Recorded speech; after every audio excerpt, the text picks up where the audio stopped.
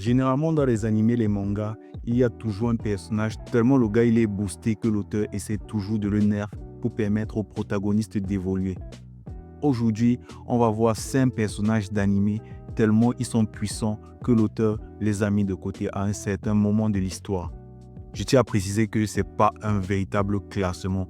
Je fais juste un listage de personnages d'animé ou de manga qui ont été surpuissants tout au long de l'animé ou à un moment ou une période précise dans l'animé ou le manga.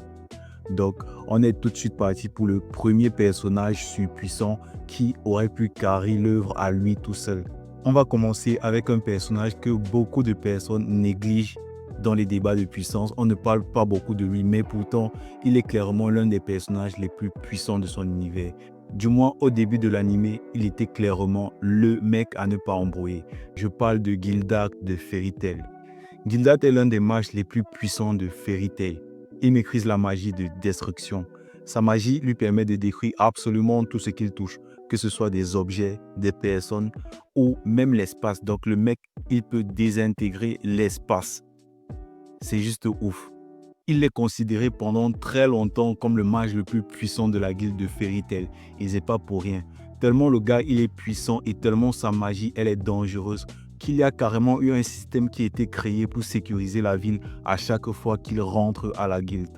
Et au début de l'anime de Fairy Tail, il est clair qu'à chacun de leurs grands combats, si Gildak aurait été là, le combat, il n'aurait pas fait 2 secondes. Le suivant sur ma liste est All Might de My Hero Academia ou encore Emacha.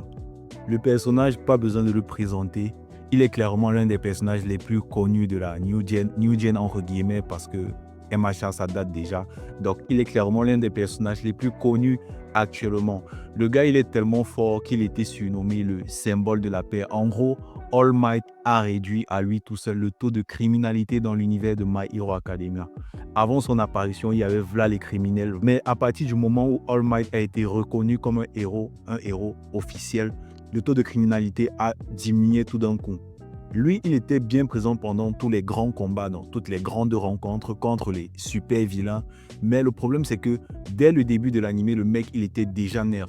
L'auteur s'est bien assuré de bien l'handicaper comme il faut pour pas qu'il intervienne trop dans les événements et dans les combats.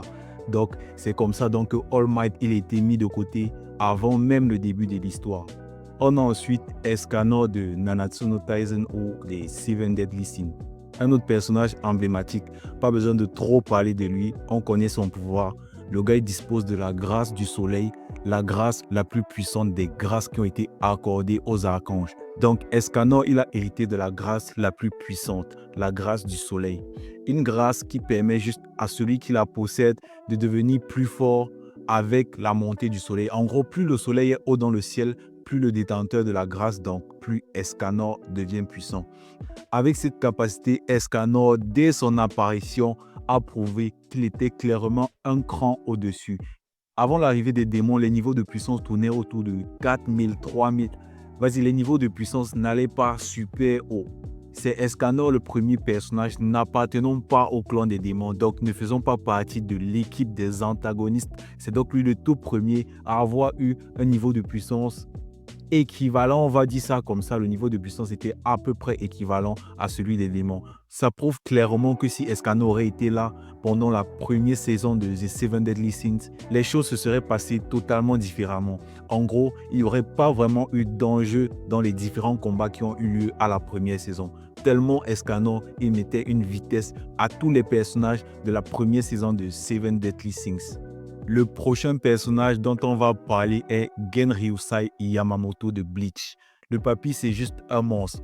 Dans l'univers de Bleach, il a toujours été présenté comme un gars à part. Il a toujours été mis à l'écart d'absolument tous les combats, de toutes les rencontres au début de l'anime. La toute première fois qu'on voit Yamamoto vraiment se battre, c'est contre Iwatch. Donc vas-y, c'était contre le clone d'Iwatch, mais vous avez capté. En gros, tout au long de l'anime, tout au long du manga, Yamamoto s'est vraiment battu une seule fois. Le gars possède le Bankai le plus puissant des 13 divisions. Tellement son Bankai il est abusé que Yamamoto ne doit pas l'utiliser. C'est trop dangereux d'utiliser son Bankai dans le Fairy Tail. Donc du début de l'anime et du manga jusqu'à son combat contre le clone d'Iwatch, Yamamoto n'a jamais utilisé son véritable pouvoir. Et même, il ne s'est jamais vraiment battu. Il n'est jamais vraiment intervenu dans les différents conflits concernant la Soul Society. À chaque fois qu'il y a eu un problème ou un événement où il fallait se battre à la Soul Society, le gars, il était là posé, il envoyait les capitaines et gérer le problème. Depuis le début de l'animé et du manga, la toute première fois qu'on a vu Yamamoto dégainer son sabre en mode il va se battre, c'était contre les Arrancar d'Aizen. Et jusque-là, on n'a pas vraiment pu voir Yamamoto se battre parce que Aizen, il a capté que si Yamamoto était libre de ses mouvements, c'était fichu pour son plan d'orgue. Il avait anticipé le truc et a scellé les pouvoirs de Yamamoto. Le cinquième et dernier personnage de notre petite liste est Satoru Gojo. Gojo Satoru est juste l'exorciste le plus puissant de JJK. Je précise l'exorciste le plus puissant au début de l'anime. J'ai pas envie de me lancer dans des débats avec les fans de Sukuna en mode Sukuna est plus puissant que Gojo. Je précise au début de l'anime.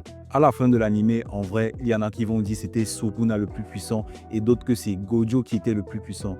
Mais en vrai, il y a matière à débattre, mais ce n'est pas le sujet de la vidéo. Donc, Satoru Gojo est l'exorciste le plus puissant de son univers au début de l'anime. Et le gars, un peu à l'image de All Might, qui juste après devenir un héros, a diminué le taux de criminalité dans le monde, a juste après sa naissance fait diminuer le taux d'apparition des fléaux. Juste une dinguerie. Donc, le gars, juste en venant au monde, il a fait diminuer le taux d'apparition de fléaux. C'est un truc ouf, ça c'est clair, mais en vrai c'est totalement normal pour Gojo, avec les pouvoirs qu'il a. Déjà le gars il est né avec le sort d'infini. L'infini dans le pouvoir de base est juste de rendre Gojo intouchable.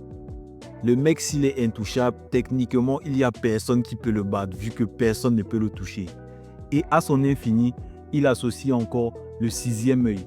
Le sixième œil qui est une faculté qui permet à Gojo d'analyser absolument toutes les techniques occultes qui existent. Donc, le mec, il est un peu un ordinateur vivant. En gros, en combat, Gojo, il analyse, il comprend la technique de son adversaire et il trouve la solution la plus simple pour gérer les facultés de son adversaire. En vrai, il n'a pas vraiment besoin de réfléchir autant, vu que déjà entre lui et les autres, il y a carrément un ravin. Le mec, il n'a pas besoin de trop se casser la tête quand il se bat contre quelqu'un. Généralement, le mec, quand il se bat contre des fléaux, il s'ennuie carrément, tellement les gars, ils sont faibles.